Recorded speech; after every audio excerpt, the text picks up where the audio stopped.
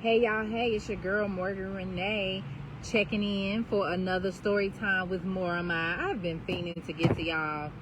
Life is lifing, but I have got to cut out time in my schedule because I really enjoy reading aloud and reading on live. And apparently, a number of you between YouTube, Facebook, and Instagram appreciate these little moments. Some of you have told me you listen to me before you go to bed. As your nighttime reader, and I'm just excited. It's been a while. So anyways, we're in a new book called Tryin to Sleep in the Bed You Made by two authors who are best friends, Virginia D. Berry and Donna Grant. I read the prelude and the first chapter, and to be honest, it's been a few weeks since I did that, so I kind of forgot. I ain't gonna say I forgot what's going on, but I try to do a quick recap. So I know it's like a group of friends, like 4 of them. Something went down. It's like 2 girls and 2 boys. Something went down.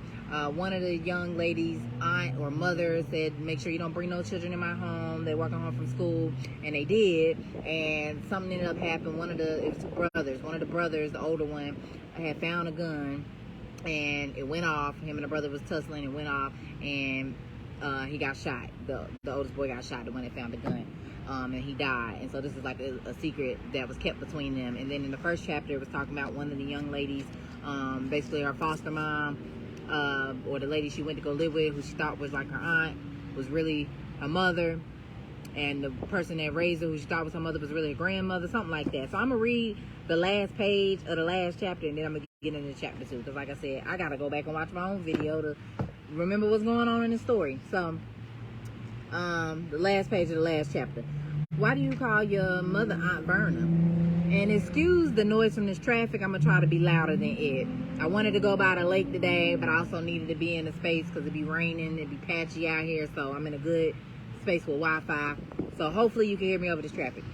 Why do you call your mother Aunt Verna? Pat looked puzzled. My mama's dead. She wasn't sure of much right now, but she was sure of that. She reached for her coat, pulled my raised Bergamot tin from her pocket, and pried open the lid. See, this stuff was hers. If my Ray was here now, she'd fix everything. Then the woman sat her on the bed and slowly, like she was talking to a 3-year-old, proceeded to rewrite the story of Pat's life. Verna went from the aunt who rescued her to the mother who threw her away. My Ray was my grandmother. Pat lost grip of the Bergamot tin and it clattered to the floor. She couldn't make her arms move to get it. Putting those things back in the box wasn't going to help. She wanted to stomp the beads and earrings into dust, but the woman got down on all fours and continued talking while she picked them up.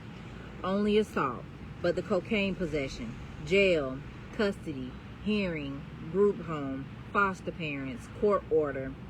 Finally, the social worker placed the small metal box in Pat's palms, folded her fingers around it, and asked if she understood everything. Pat nodded yes mechanically, but she hadn't heard much above the roar of her own thoughts. They wouldn't all lie to me. She must be wrong. Aunt Verna can't be my mother. Pat put on her coat and sat in the wheelchair. And where am I going now? She felt her throat constrict against the bitter taste biting at the back of her tongue. I won't throw up. Outside, in icy gusts, whipped candy wrappers and newspaper scraps into a motley whirlwind on the snow-clogged street. But Pat didn't feel the cold. She climbed into the battered green Dodge and rested her head against the frosty car window. The last thing that made sense was waving goodbye to Gail as the Saunderses drove off. I won't cry. I won't. Pat felt like she'd entered the twilight zone, and from the moment she'd crossed her heart and promised Freddie she wouldn't tell, she slipped through an invisible crack in the world and landed in another dimension. Okay, the memory's coming back to me now. So yeah, in the last chapter,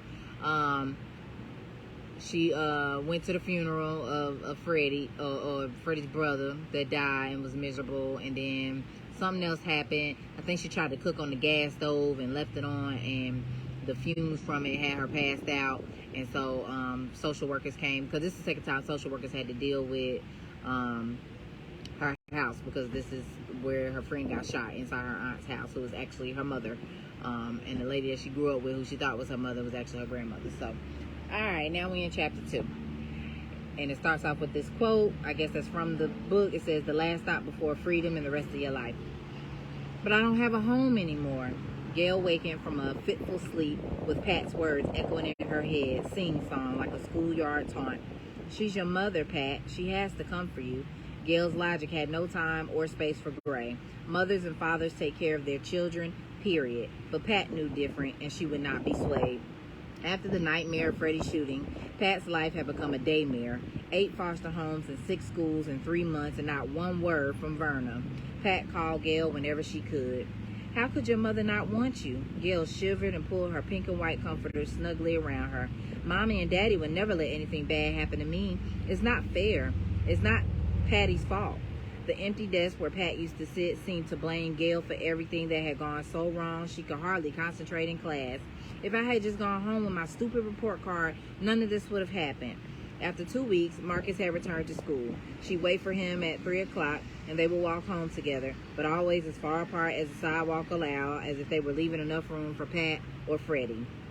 Gail threw off the cover and patted across the plush rose carpeting. Whenever she tried talking to Marcus about Freddie or Pat, he'd change into Spider-Man and dart off in search of evildoers or cut her off with some stupidness about spring training or motorcycles, so she stopped trying. He never even liked baseball before. How can Marcus act like nothing happened? Everything is different and everything is wrong. She started downstairs for a glass of water, but heard her parents talking and sank down on the steps to listen. I don't know the last time I saw my baby girl smile, Joseph said. She don't eat. She hardly talks. We have to do something, Loretta. Gail couldn't believe her parents were inside her head. She barreled down the stairs and into the kitchen. Daddy, I know what we can do. She can live here. We'll share my room. We won't have any trouble, Mommy. I promise. Gail crossed her heart. You can't let her keep living with strangers. Then, pulling out the heavy artillery, she said, Isn't that what Reverend Hobson always says? If we don't help ourselves, who will? Joseph looked at his wife, then at his daughter. His eyes were full and his heart was heavy, but when he took a deep breath and squared his shoulders before he spoke, Gail knew he was on her side. We sure can't change what happened to the Carter boy, but we can do something about this. Gail had seen her mother's frown often enough to know it meant the discussion was closed until later, but she kept pleading until her mother ordered her to bed without one more word. She could still hear them arguing, though. We got problems of our own. Now you looking for somebody else's mess to drag in here? You don't know what can of worms you opening, her mother said sharply. You the first one talking about the word of the Lord and what folks should do. Now you got the chance to do more than say amen and bake pound cakes, and you can stand here and tell me no, we can't help that child through something that's not her fault? That girl deserves a home as much as Gail does, her father answered. Gail squinched her eyes shut, muffled the angry voices with her pillow, and prayed like never before. Dear Lord, let them stop fighting. Let Daddy win and Mommy not be mad. But please, God, let Patty come here so she won't be all alone. For days, Joseph maintained a weighty silence. Loretta huffed and slung grits and eggs at the breakfast table until the afternoon she answered the phone and heard hopelessness through the bravery in Pat's voice. The cost, the time, the space, no matter how much she wished otherwise, all her arguments paled because nobody's child should sound like that. And since Gail wanted it so badly, she guessed she could put up with it. Making the decision was the easy part. Joseph and Loretta filled out applications, then endured months of meetings, screenings, and background checks. Hurry up. Wait. Loretta wanted the whole mess over with one way or the other.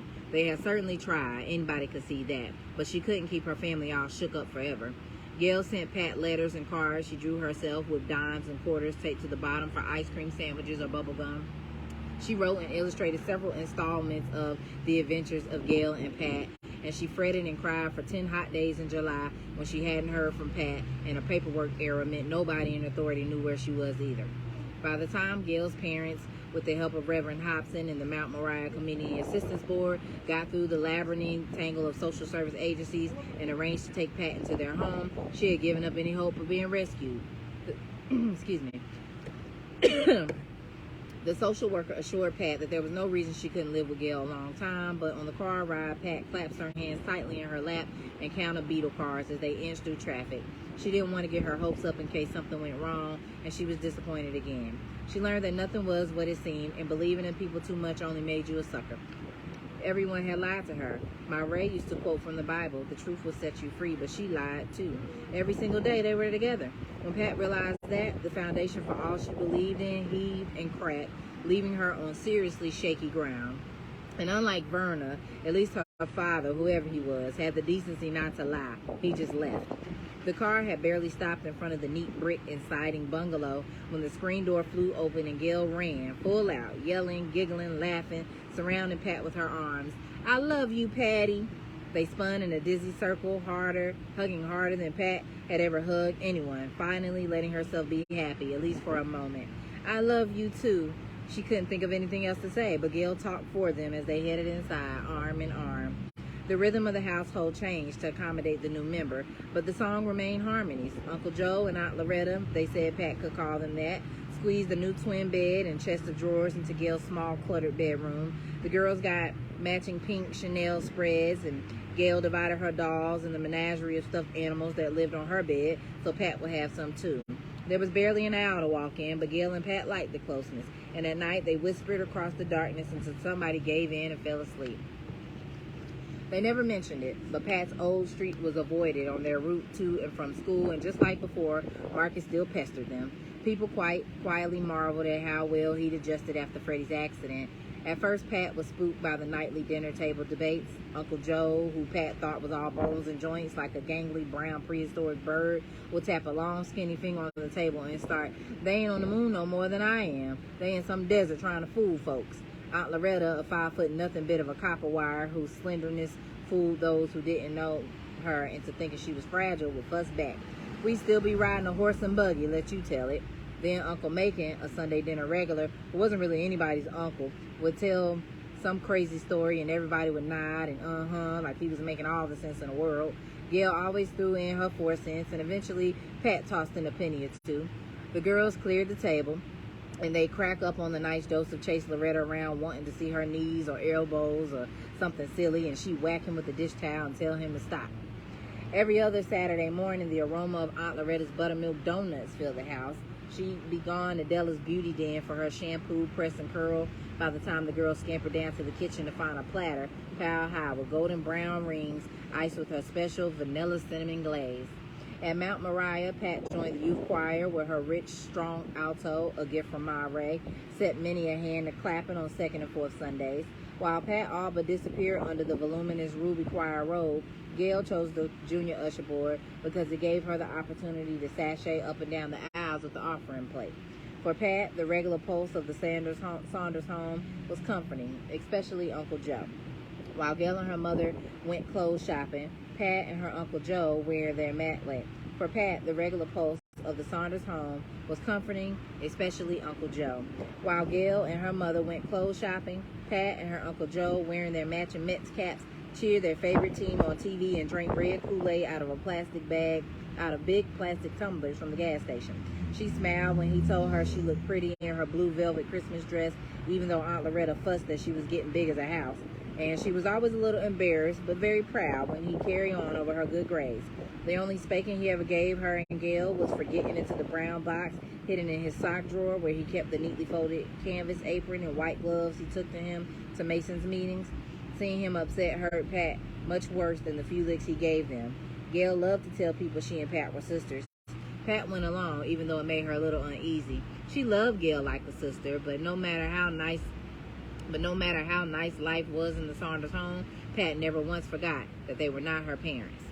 But by junior high, where every 41 minutes the bell signaled a 4-minute parade of hyper-hormone bodies through sweat-scented halls, Gail, with her long hair, clear golden skin, and high, tight curves, was no contest the finest girl. She made it her business to look cute every day so she'd be noticed by the boys and envied by the girls. Pat, intent on being no trouble, camouflaged herself in jeans and t-shirts because they were cheap and easy. She gave up the pressing comb in favor of a mid-sized afro, which Joseph shaped up with his barber shears. She did her homework, her chores, and sometimes Gail's just to keep peace.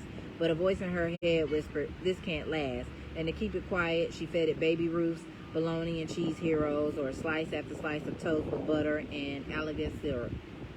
Art was Gail's best friend. In 8th grade, she even won a citywide poster contest, got a certificate from Mayor Bean, and her winning entry was displayed on subways and buses for a month. Pat was in the special progress class with the students officially identified as smart. Other kids called them kiss-ass freaks because they talked like they white, but because Gail was Miss It, she made sure Pat was invited to the hip parties too. Besides, Gail always felt bolder when Pat was around. Pat mostly felt like a tuna fish sandwich on Thanksgiving, unwanted and out of place, but she'd go because Gail wanted her to. Besides, Joseph and Loretta felt better when the girls went out together. And Marcus was always there, always in motion, as if he were trying to keep from catching up with himself. Some part of his body was always stitched, bandaged, or encased in plaster because he never went half speed and he never backed down. His grades were decent. Girls liked the way he did the funky four corners, and people were starting to say he and Gil looked cute whenever they were together. Marcus played killer handball, shot hoops with the Bloods, but when he had a bat in his hands, he was all business. Pat accused him of sleeping with his mitt, which he didn't actually deny, but they were always fussing. It almost came to blows once when she wouldn't do his book report on the Pearl, and he flunked English. Wait, let me back up and read that again. Marcus played killer handball, shot hoops with the Bloods, but when he had his bat in his hands, he was all business. Pat accused him of sleeping with his mitt, which he didn't actually deny, but they were always fussing. It almost came to blows once when she wouldn't do his book report on the Pearl, and he flunked English. He went to summer school and missed summer league baseball, but she helped him study and pass the makeup exam. Ninth grade brought the promise of high school, the last stop before freedom and the rest of your life. Right after Christmas vacation, past English teacher Miss Cook, who quoted Nikki Giovanni and actually wore pants to school, encouraged her to apply to Southridge Academy. The exclusive girls' school has scholarships meant to offer a few inner city kids an excellent education, and if they could read between the lines, the rules to a whole new game. It's an open ticket, Pat. The destination is up to you, Miss Cook said. Being accepted seemed so remote. Pat hadn't mentioned it to anyone, not even Gail, but now they wanted her to come to the Princeton campus on Saturday for an interview. Pat lay on her bed trying to read her algebra book and gnawing at the hunk of ham she had slapped on a hot dog bun. I have to tell them about Southridge. Gail leaned against her headboard, jabbering on the phone while she doodled on the sketch pad propped against her knees.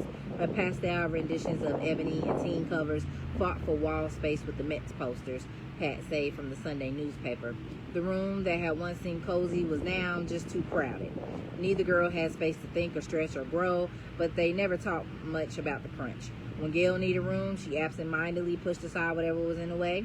Pat, who didn't complain or admit even to herself she resented it, would sneeze into a smaller space. I could just not say anything and go to Jackson, but Pat took a bite of ham and thought of Southbridge and that open ticket. Are you deaf? Gail held a sky blue poor boy sweater and a matching hip hugger skirt in front of her. I asked you if I should wear this to Brenda's party or my plaid bells. Uh-huh, Pat replied distractedly. I've been living here for 4 years. How much longer can it last? What kind of answer is uh-huh? What's up with you? Pat sighed. I can't go to Brenda's on Saturday. How come? Didn't you and Marcus make up? Gail remembered Pat was mad with him for saying she looked like Gumby's fat-ass sister, Gumby Isha, in her green jumpsuit. It's not that. Pat got up and rearranged the books on their desk as she told Gail about the scholarship. The words spilled in a steady stream, fueled by only one breath. But it's all planned. Us going to Jackson and all. We've been talking about it for a year and you never said different. Gail grew louder and more hurt with each syllable. How could you? I didn't think I'd get in, Gail. I still don't know if I will, but I want to go for the interview. And as she spoke, Pat realized how much she wanted this scholarship, because she could begin to make a life of her own and stop living other people's hand-me-downs. Why? So you can decide if you're hard up enough to make you a charity case? You mean like I am here? Nobody here ever called you that. No, but I have to make a place for myself, and I may as well start now. Would it kill you to be happy about something you didn't plan? Pat asked angrily. Would it kill you not to eat everything in the refrigerator? What in the hell is going on in here? Joseph appeared in the doorway. Pat sheepishly explained about the scholarship. With every detail, Joseph's admiration swelled and Gail's scowl deepened. This is beautiful. Shows you using your head. Gail Denise, you need to learn from Pat how to look out for your future. My art teacher said I was good enough to get in the art and design high school. I could still put a portfolio together. Gail folded her arms across her chest and pouted. I'm talking about an education, Gail, not something to play with, Joseph said. But Daddy, ain't no but about it. This Saturday we're going to Princeton. But Brenda's party, it's not the first and it won't be the last. You'll survive. Gail and Pat put on their pajamas in silence and turned out the light. There was no chatter across the aisle. Pat stared into the darkness, worried about the interview, and hot, mad tears rolled onto Gail's pillow. By 8 a.m. Saturday, Pat and Gail's parents had gone for the interview. Gail didn't even get up to see them off. She thinks she's so daggone smart. How could she decide to move out just like that? Gail's anger propelled her out of bed and down to the kitchen, where she did the first grown-up thing she could think of and made herself a cup of instant coffee, which she drank even though it still tasted nasty after 5 spoons of sugar. If Pat can think only about herself, so can I. Brenda was her main competition for cutest girl in the school. Gail had to show at this party, even if her parents expressly said no. What can they do? I'm too old to spank. Fueled by defiance, she blasted the radio and painted her fingers and toes with the 79-cent bottle of real nail polish she bought with her allowance and was promptly forbidden to wear. Then she posed with one of her father's cools waggling unlit between her fingers. I can't wait till I'm grown and out of this house. A single red light bulb colored the rhythmic vibrations pulsing in the body-heated darkness of Brenda's basement. A bunch of boys Gail didn't know were hanging by the stairwell. She switched by, trying to be nonchalant as they grunted approval of the coral double-knit number she finally put on because it showed off her shape and looked good with her torrid nails. Gail passed the punch fountain and 3 girls dancing with make-believe partners and singing Love Jones, I've Gotta Love Jones, struck a slightly bored pose. I wouldn't be standing here looking stupid if Pat were here. Just then, a high school guy wearing sharkskin pants and high-top cons bopped over and held out his hand for a dance. The next song was slow, and Gail begged off, but he pulled her close, and she struggled against his strength. Marcus, who had watched them from across the room, strode over. Why you gonna be like that, man? She said she didn't want to dance. Who you, her father? The boy let go of her wrist. No, it ain't about that. The tension of the moment coursed through Gail. She was surprised how much she liked the way it felt. Marcus and the older boy glared cold-eyed at each other. Couples inched off the dance floor, and the room held its breath. Gail took a step back, too, but her eyes were locked on Marcus. He never flinched or blinked. Gail thought he looked bigger every time he inhaled, slow and deep, and that gave her a rush. Finally, the other boy rolled his shoulders back, clicked his teeth, mumbled, "It ain't worth all that," and rebopped across the room and up the stairs. Gail trembled slightly as Marcus guided her to the side. He filled a paper cup with fruit punch, spewing from the mouth of a slightly tarnished cheroot, and gave it to her. Thought you couldn't come. That's what you get for thinking. She peeked at him over the rim as she sipped. Then I guess I shouldn't say I think you look nice. He checked out her dress, including how it hugged her butt in the back, and nodded appreciatively. He remembered how Freddie used to say, Gail's going to grow into a nice piece of tail someday. He guessed that since she had, Freddie would approve. Gail felt flushed and cool all at once, like the shock of goosebumps in July. Then I won't say thank you. She ignored the strange tingle and sailed off. Gail and Marcus traveled the room in different orbits, always aware of the other's gravitational pull. Brenda declared Marcus was fine and asked Gail point blank if she was going with him. Practically, she answered, looking at old stupid Marcus in a new way. Marcus was taller than most of the guys, and his dove-gray blind knit hung casually from broad shoulders. He was a sweet liquid brown, like a Soda Mountain Coca-Cola with dimples and a devilish smile, edged in a fuzzy preamble to manhood. After turning down offers to dance because she hadn't found anybody worth the perspiration, she knew she wanted Marcus to ask. Finally, he did. Marcus pulled her onto the dance floor. The pungent citrus cinnamon cologne he had splashed everywhere that didn't sting filled Gail's nostrils and made her dizzy. She leaned into his chest, closed her eyes, and felt his hands travel lightly from her shoulders, hesitate half a breath at the place where her bra hooked, and come to rest at the small of her back. Give me your love, Curtis Mayfield pleaded. Instinctively, Gail tightened her arms around his neck, his thigh wedged between hers, and they surrendered to the dip, swivel, and rise of the grind. Slow dancing usually felt too much like sweat and hot onion-dipped breath on her neck, but not now. Marcus lightly kissed her temple, grazed her cheek with the surprise of prickly whiskers sprouting from the satin smoothness of his face, and then she felt it, hard and urgent, nudging her. That's his thing. The realization shocked her, but she never lost a beat. When the music stopped, Marcus whispered, "Thanks," his voice husky with the longing he struggled to control. He escorted her from the floor. How you getting home? It was the first time Gail had thought about it, and glancing at her watch, she knew it was time to make that move and deal with the consequences. As they walked home, their hands brushed awkwardly against each other until Marcus finally took hers, and her heart skipped a beat. It was perfect, and at that moment, Gail couldn't imagine feeling like this with anybody but him, ever. This is how it was supposed to be. On the ride back from Southridge, Pat realized she wanted to go there so bad her head ached. The grand ivy-colored buildings, the statues dotting the campuses, all were impressive. But more than that, it was the attitude of the people she met. Miss Cook was right. They spoke as if nothing in the world was out of their grasp. They expected to succeed, and from the list of illustrious alumni, that's exactly what they did.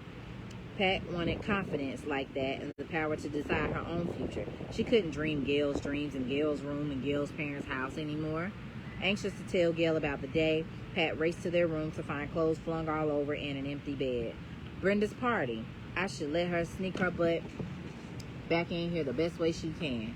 They had barely spoken 6 words to each other all week, but the thought of Joseph and Loretta's wrath was too horrible. She quickly put on her pajamas and her lavender quilted robe and joined them in the kitchen where Joseph was eating ice cream. Pat nodded when they asked if Gail was asleep and yawned a lot to help them realize how tired they were. Soon they got the hint and went off to bed. Pat posted herself by the living room window, holding the rusty flashlight that had lived behind the sofa since the 64 blackout, until she saw Gail and Marcus sulking in the shadow of the Dutch elm in front of the house next door. Pat signaled them with her light, pointed toward the side door, but before Gail tiptoed away, Pat watched, bug-eyed, as Marcus kissed her on the mouth.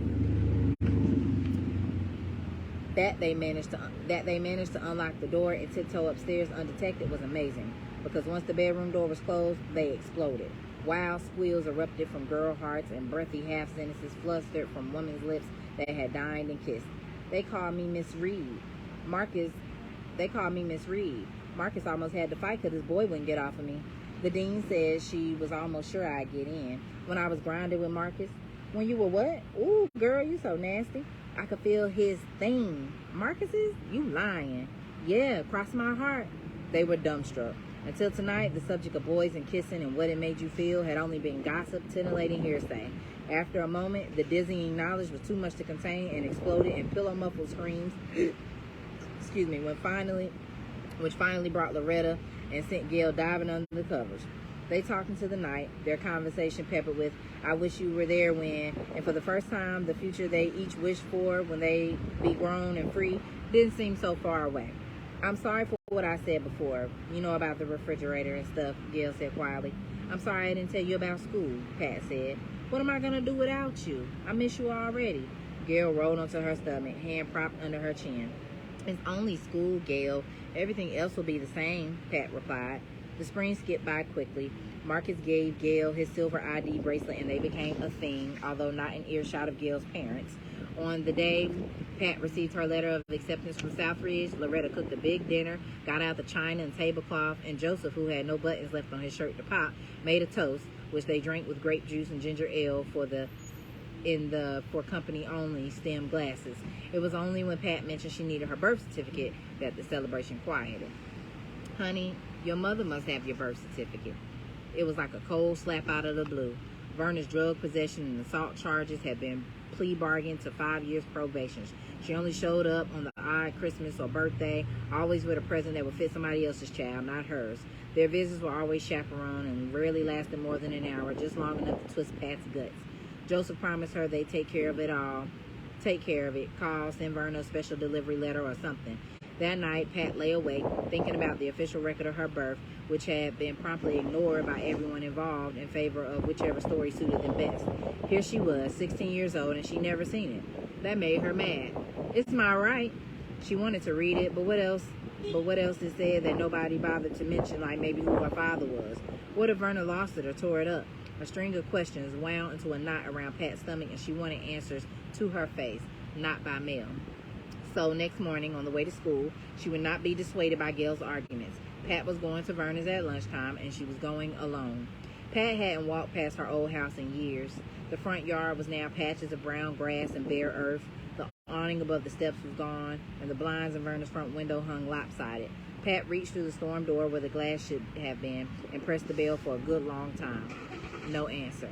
By the third try, the blinds rattled as the window slid open. Who the fuck is it? Verna yelled. Patricia Ellen Reed, and I'm your fucking daughter, in case you forgot. Pat had spent her life avoiding trouble, but this was a fight she was going to start. You don't want to have this conversation in front of the neighbors. Shut, and shortly, the door opened.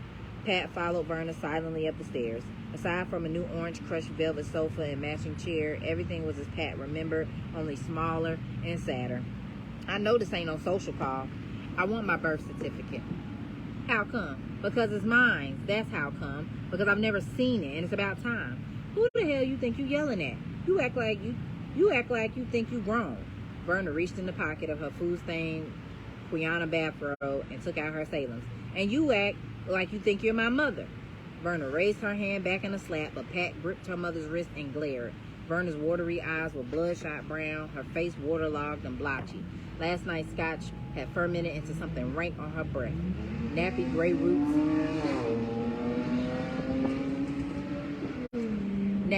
roots emerged below last month's gleaming ebony and remnants of red polish dotted ragged broken nails. Just give it to me and I won't bother you again. Verna snatched her hand away and fumbled with her lighter. Shit, I don't even know what the damn thing is. Probably in some of my raised junk. I'll look for it and send it.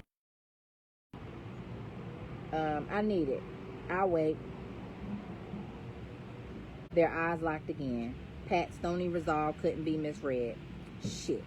Verna took a deep drag on her cigarette and coughed as she exhaled a big smoky cloud. Wait here a minute. Verna rummaged in the hall closet, dragged out a large cardboard box, and pulled out stacks of papers and envelopes. I'll help. No need, no thank you. Pat was agitated, just standing around waiting. The last time she was there, she was carried out on a stretcher. She stared at the spot on the floor where Freddie had died. Marcus's mother still wasn't right, still wandered off sometimes looking for her son. The air, thick with renewed over stale cigarettes, was too dense to breathe. The dingy walls edged closer and closer, and when Verna said, "Here," Pat jumped. The certificate was folded into a small rectangle, and she opened the brittle paper, careful not to rip it. She had been born in Richmond, Virginia, not North Carolina like she thought, and weighed 6 pounds, 2 ounces at birth. It was jarring reading about herself because the details were no more familiar than the stranger's, so she folded it back and looked at Verna. I need it because I'm going away to school, she volunteered. I know I ain't kept up much, but ain't you a little young for college? Pat rolled her eyes. It's not college. It's a boarding school. Southridge Academy, and who's paying for that? Verna asked. I have a full scholarship. Just like him. All that high-flaunting, fancy-ass shit. Just like who? Pat demanded. None of your business. It is my business. You talking about my father, aren't you? What business there was between me and him. Now, I gave you what you came for. Don't think you're going to come here and arrange things to suit you, because this is my house. I was born in Virginia. Is that what the papers say? Then I guess that's what it is. Why do you hate me? Pat wanted her voice to sound cutting, but the hurt little girl came through. Don't ask me no sorry-ass question like that, because my luck ended the moment you drew breath, and ain't nobody feeling sorry for me either. I was trying to save a little money so I could buy into the bar when you went and had your little accident. Now I got a record. I can't have a liquor license, so all I got was a couch. Are you losing sleep over that? Pat couldn't speak. I didn't think so. So why don't you carry your ass on out of here, because I can't do nothing else for you. Pat jammed the birth certificate into her pocket and stormed out. She wanted to sit on the steps and boo-hoo, but she couldn't give Verna the satisfaction. Outside, she was glad to see Gail leaning on the car fender. Pat flung open the gate. Did you get it? Gail asked. Yeah, but she acted like she was doing me some kind of favor. Well, she don't have to worry about me asking her for anything else, because I'm never going to see her again. Never. They headed down the block. As far as I'm concerned, she's dead. All right. Well, that got spicy. That is the end of chapter 2 of Trying to Sleep in the Bed You Made. Thank y'all for tuning in. I'll be back to read more as soon as I can. Appreciate y'all. Peace.